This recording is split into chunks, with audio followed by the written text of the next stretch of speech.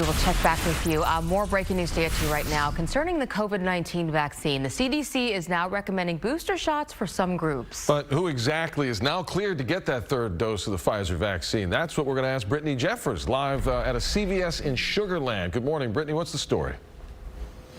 Yeah, good morning to you. Well, there was certainly a lot of back and forth discussion about this, and it all revolves around people receiving boosters if they're more at risk for contracting COVID-19 because of their jobs. Now, we saw that the CDC advisory panel rejected that, but ultimately the CDC director put that recommendation back on the table.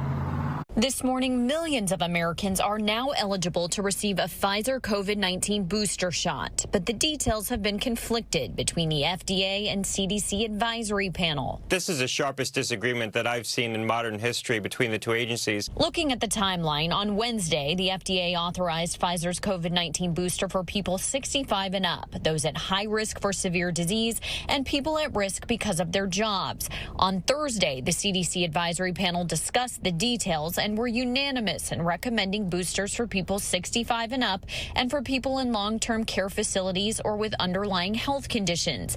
The sticking point, however, was for people at risk because of their work. The panel voted 9-6 to reject that proposal.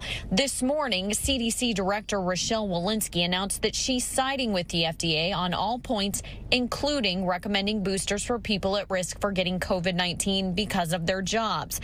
This includes frontline workers, such as healthcare workers or caregivers for immunocompromised people. Meanwhile, some businesses have been preparing for the possibility of boosters. CVS responded to our request for a statement yesterday, saying in part, quote, "We're fully prepared to meet any increase in demand resulting from full FDA approval of the Pfizer-BioNTech vaccine and expect regulatory approval of the vaccine for booster shots."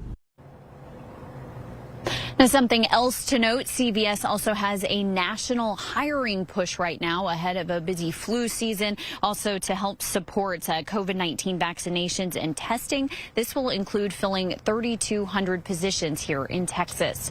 Reporting live this morning from Sugar Land, I'm Brittany Jeffers, KPRC 2 News. Brittany, thank you.